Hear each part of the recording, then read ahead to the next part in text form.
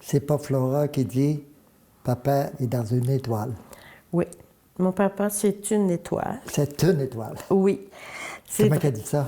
Alors, c'est vrai, René, puis je vais te lire un petit conte que je lui ai écrit, justement, parce qu'à chaque année, depuis la mort de Blaise, ma sœur Linda, qui est un peu farfelue comme nous tous dans la famille, d'ailleurs, je dirais, les Tremblay, les sœurs Tremblay et les frères.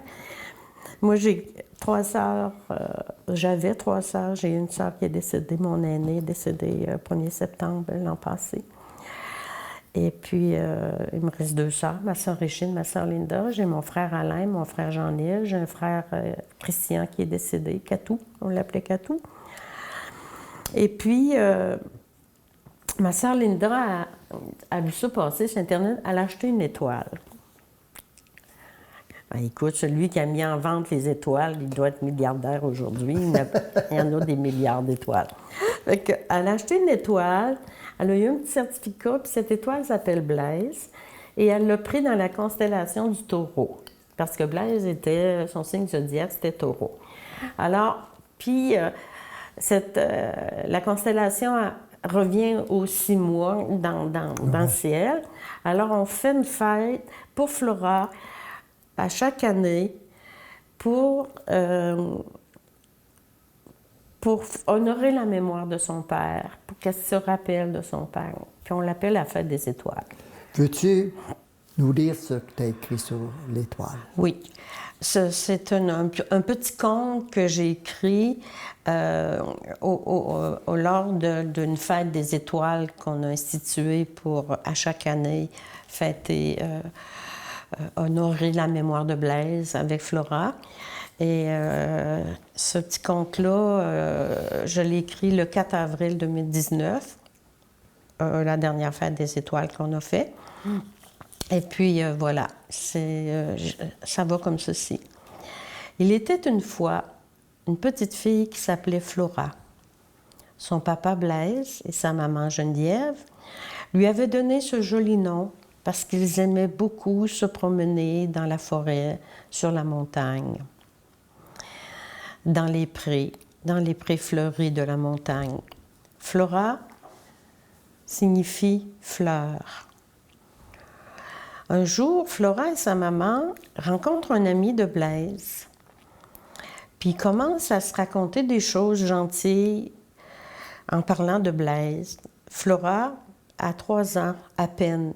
Elle lève les yeux vers eux et décrète « Mon papa, c'est une étoile. Il est dans les étoiles. » Voilà pourquoi, à chaque année, nous faisons une fête des étoiles, parce qu'il y a dans le ciel une étoile qui porte le nom de Blaise. Ce jour-là, nous regardons les étoiles et nous espérons toujours l'apercevoir. Et parfois, l'étoile est derrière les nuages. Blaise joue à cache-cache avec toi, le coquin. Mais nous savons qu'il est là quand même. Et ainsi, tu peux lui faire des câlins. Comme tu me dis quand tu te balances et que tu arrives haut vers le ciel, ou encore, comme tu me l'as appris, en mettant tes mains sur ton cœur, parce qu'il est aussi dans ton cœur. Elle avait mis ses mains sur son cœur. J'ai dit, est-ce qu'on fait un câlin à Blaise? Elle fait ça. Elle dit, mon papa, il est dans mon cœur. Alors, je trouve que c'est magnifique qu'elle ait gardé cette image-là. Alors, je continue, je dis, que dirais-tu, Flora, si tous ensemble, on était toute ma famille réunie, Geneviève, sa maman, si nous mettions nos mains sur notre cœur et que nous lui faisions un gros câlin. Comme c'était une fête pour Blaise, je note un petit commentaire. Je dis, ton papa était très gourmand, alors sa marraine Linda, Flora est marraine, Linda est marraine de Flora, ma sœur. Elle avait fait un cipaille et parce qu'il était gourmand puis qu'il aimait tant ça, puis ça nous réunissait. Fait que, coucou Blaise, voilà. Quand tu dis, c'est Flora qui dit ça, mon papa est dans mon cœur. Pour moi, c'est une leçon de spiritualité. Ça veut dire que c'est, elle dit, et dans mon cœur, il est vivant. Oui. Alors, c'est touchant, ça. Oui. C'est très touchant, de ça tu viens de lire. Là. Oui. Toi, tu fais partie d'un club de lecture. Oui. Comment ça fonctionne un petit peu, là? Ben, écoute, ça fait une quinzaine d'années comme il faut. On est plusieurs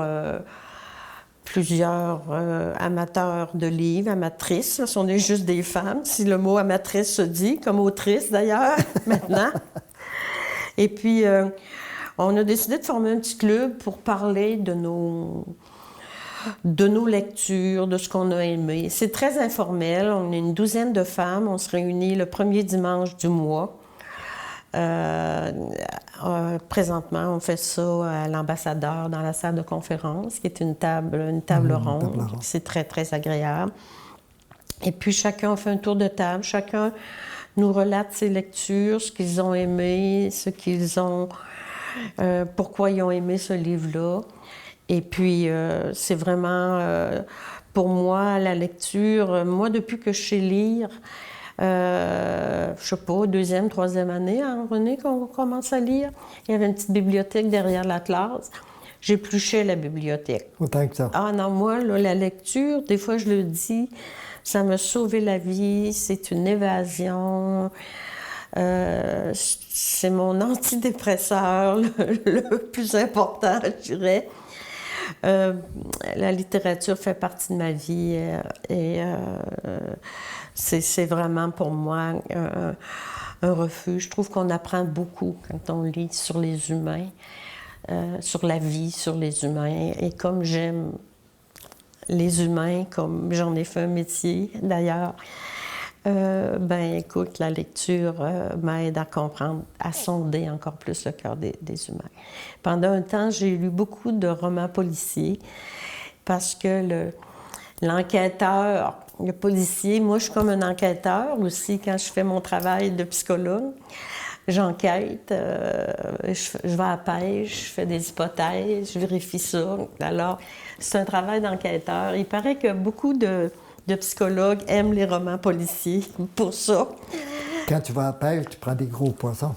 Je prends des gros poissons. En tout cas, des fois, je prends rien, mais des fois, je prends de quoi. C'est toujours la personne qui est devant moi qui va valider que mon hypothèse est bonne ou non. Oui, c'est vrai, René. Puis j'écris... j'aime lire et j'aime écrire aussi. J'ai commencé à tenir mon journal à l'âge de 15 ans. D'ailleurs... Quand est-ce qu'il va te publier? Oh non! Quand est-ce que t'en fais un livre? Je penserais pas, René. Pourquoi? Parce que ça ne me tente pas de devenir populaire et puis de donner des entrevues à la suite de mon... À Radio-Canada? À Radio-Canada. À TVA? Non, j'écris comme je l'ai relaté, comme Jacinthe l'a relaté aussi tantôt. J'écris le matin, souvent. J'écris... j'ai brûlé beaucoup de journaux, de cahiers. Il m'en reste encore beaucoup. C'est personnel. Il n'y a pas grand monde qui ont droit à certaines pages de mon journal, à part M. René Canuel. Moi, je dis que c'est le contraire parce que tes écritures, là, influenceraient beaucoup de monde. Comme tu as influencé dans ton travail énormément de monde, c'est quoi? Puis je crois que tu écris assez souvent dans ton domaine à Saint-Irène. Ton petit château, que moi j'appelle le petit château, oui. là. Peux-tu décrire cette ambiance-là là, de Saint-Irène? Oui. Toi, tu dis le camp, moi j'ai dit le château. Oui. En fait, j'ai acheté, ça fait 26 ans, dans le coin de Saint-Irène, à Saint-Irène, derrière les montagnes de Val-d'Irène, sur le bord d'un lac, encaissé de 2 montagnes. C'est un endroit absolument magnifique. Sans électricité, au début, on était 4 sur le lac, 4 seulement sur le lac. Et pour moi, c'est un lieu thérapeutique. C'est un lieu où j'aime aller me ressourcer, me reposer, regarder la nature. Moi, je vis ma spiritualité dans la nature. Je trouve que la nature, ça nous a été donné pour supporter notre voyage sur la Terre. Des fois, c'est Le ça voyage n'est pas ça? le voyage est parfois difficile et marqué de beaucoup d'épreuves, d'obstacles. Et je trouve que la nature, c'est notre cadeau qui nous garde, qui nous enracine, qui nous garde dans la joie. Dans la joie d'être vivant, de continuer la vie, de mettre un pied devant l'autre, de poursuivre la vie, malgré les épreuves. Et j'aime aller. Tu connais le lieu, René, tu sais comment c'est magnifique. Un lac, un beau petit lac d'1 kilomètre à peu près par 1 kilomètre, un lac rond. Une vallée, encore une fois, moi qui aime tant les vallées. Alors, un utérus, aussi encore un lieu pour me réfugier, pour pleurer, pour recevoir mes amis, les gens que j'aime, puis pour être seule, pour lire, pour écrire. C'est là que tu alimentes ton tu deviens complètement émerveillé au lac. Oui. Une fleur pour toi, c'est important. Un brin de rosée, c'est important. Oui. Un oiseau qui vient, c'est important. Est-ce que à ton lac, tu as découvert davantage ces beautés-là? Oui. Oui, j'ai eu un coup de foudre pour cet endroit-là. OK. Puis à un moment donné, j'étais à Québec, je faisais une formation avec des collègues, des psychologues, tu sais, puis je leur dis ça, que je viens d'acheter un chalet sur le bord d'un lac. Puis je parle de la montagne, de ma montagne. J'ai dit, j'aime tellement cette montagne-là. Je lui parle des fois. Là, il y a un de mes collègues, il dit, est-ce que tu as demandé à ton médecin de reviser ta posologie de ton médicament? Parce que je disais que je parlais à ma montagne. Mais il s'est informé, ça me répondait, ça l'inquiétait. Tu es en amour avec ta montagne. Ah, j'aime ce lieu-là. Mes voisins, j'ai la chance d'avoir comme voisins mes amis, mes grands amis, Pierre et André, André Grenon, Pierre Lucie. On se connaît depuis 42 ans. Puis tu as des peintures ici de lui, là. Oui, ben ici, ici c'est un portrait que Pierre a fait de Zoé. Oui. Quelques mois après la mort de son père, j'avais invité Pierre à souper avec, je sais pas, un ami. Puis je suivais des cours de dessin avec lui, donc il m'a demandé papier, crayon, puis il a croqué Zoé qui dormait ça. Rapidement, là. Le dimanche, ouais. Puis ça, l'autre là-bas, là. Ah oui, ça, ouais. Ça, excuse-moi. Je vais enlever ça, je vais le mettre ici. Ça, je me suis offert ça pour mes 3 ans d'horoscope chinois. Je suis un tigre. On vieillit de 12 ans par année, selon les Chinois. Et j'ai acheté ces 3 œufs-là pour mes 36 ans. Et vraiment, c'est Pierre qui a fait ça. C'est une aquarelle. J'ai autre chose. J'ai mon ami André qui est là. Peut-être Francis pourra regarder ça tantôt. Et j'ai plein d'autres œuvres de Pierre un peu partout dans la maison. Toi, comment peux-tu définir l'amitié? C'est quoi ta conception de l'amitié? Ben, ma conception de l'amitié, c'est presque la même conception que l'amour, sauf que il n'y a pas d'équivoque au niveau, comment dire, de la sexualité et tout ça. Tu sais, je vis quelque chose avec Yves qui est une grande amitié. Pour moi, la conception de l'amitié, c'est la confiance, c'est échanger, parler, discuter, rire. Et j'étais très amie avec Jean Cossette aussi, que j'ai perdu la même année que j'ai perdu mon père, en 2003, qui a été une grande, grande perte pour moi. Et puis, j'ai toi aussi, René, j'ai mes sœurs, c'est des amis pour moi aussi. ma famille, mes frères. C'est la confiance, c'est l'humour, c'est l'esprit. J'aime ça, moi, voyager en haut, flyer. Alors, voilà.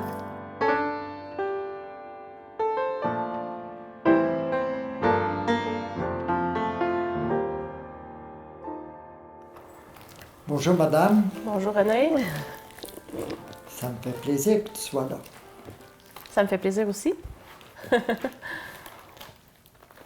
Ta mère est chanceuse de t'avoir. Mais toi, tu es chanceux de l'avoir aussi. Ben oui. C'est réciproque. As-tu un petit mot à dire à ta mère? OK. Bon, ma mère, c'est ma mère. C'est important, ça. Ben oui. C'est aussi mon père, parce que comme j'ai pas eu de père, ben j'ai perdu mon père à 2 ans. Puis c'est ma grande amie aussi. Hein, j'ai la chance, moi, d'avoir une belle relation avec ma mère. Et ça veut dire quoi, ta grande amie? Ben, c'est quelqu'un à qui je peux me confier, c'est quelqu'un qui m'écoute, c'est quelqu'un qui m'aime, peut-être trop des fois. T'es chanceuse? T'es très chanceuse? Oui, c'est sûr, c'est sûr. Je suis très chanceuse. Non, c'est vrai, j'ai jamais manqué d'amour, puis ça, c'est important, on le sait. Hein? Très important. On le voit en éducation, là, tu sais, Ouais, comment de- c'est de important plus- de plus en plus, hein. d'avoir l'amour de ses parents, ouais. Ouais, de plus en plus, tu le vois. Oui, exactement. Ce que je retiens de mon enfance, c'est que j'ai grandi dans un monde, c'est aujourd'hui que je m'en rends compte, là, parce que petite, c'était pas nécessairement quelque chose que je me rendais compte, mais j'ai grandi dans un monde éclectique. Tu sais, ma mère avait des amis de toutes les origines.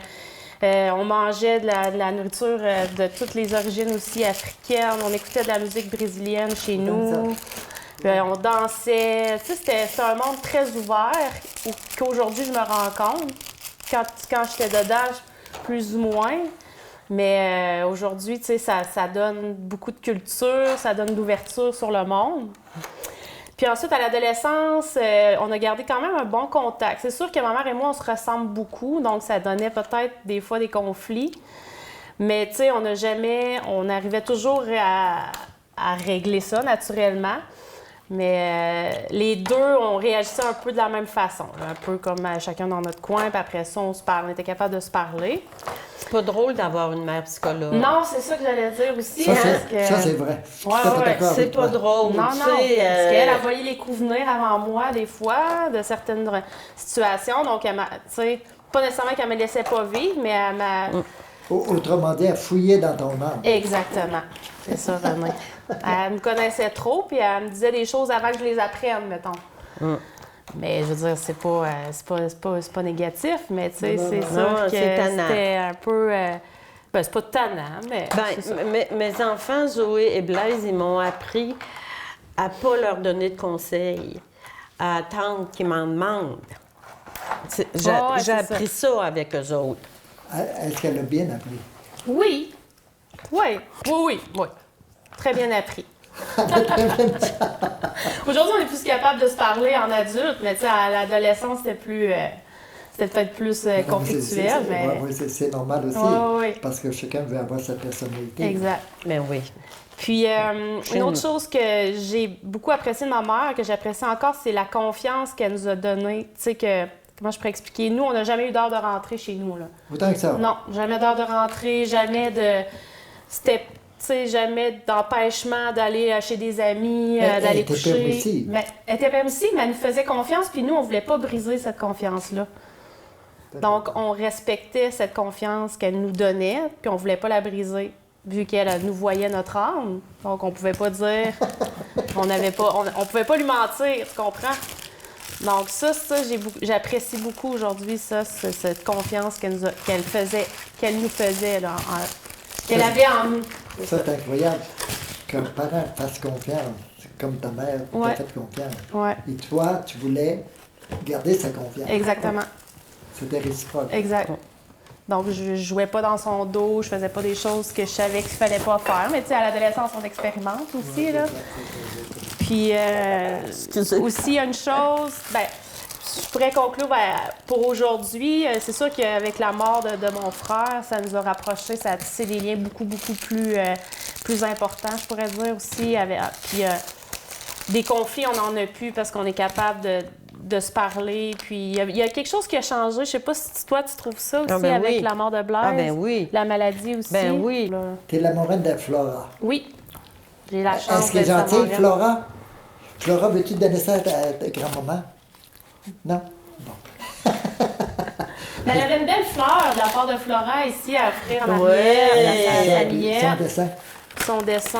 Oh, apporte-le la boîte, Flora, comme ça tu vas pouvoir voir comment ça marche. Puis après, Oh! Fleur de beau dessin. Wow! Hey! tabarnouche! Montre la caméra, là, oui. Ah, que c'est Hey, merveilleux, va voir. ça! C'est toi qui as fait ça? C'est toi qui as fait ça, ma Flora?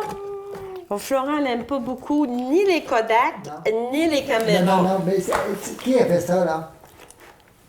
C'est Zoé? Elle veut pas parler. Elle aime pas. Flora, c'est rare un enfant qui aime pas se faire photographier. Flora fait partie de ces enfants-là. Hey, je te remercie. Ben, ça fait plaisir, René. Puis t'as été formidable. Bon. Ça, t'as dit à ta mère, là, ça l'aurait chauffé au point de vue plaisir et bonheur. Merci. Merci, ma Zoé d'amour. Merci, Zoé. Non.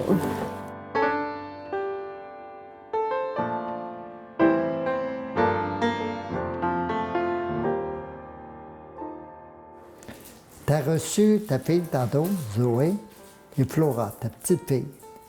Tes deux amours. Oui. Et Flora t'a offert un beau dessin qu'elle a fait.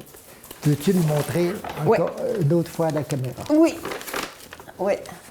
Désolé, bon. J'ai eu la chance d'avoir une petite fille très, très talentueuse. Alors, Ça veut dire quoi, ça?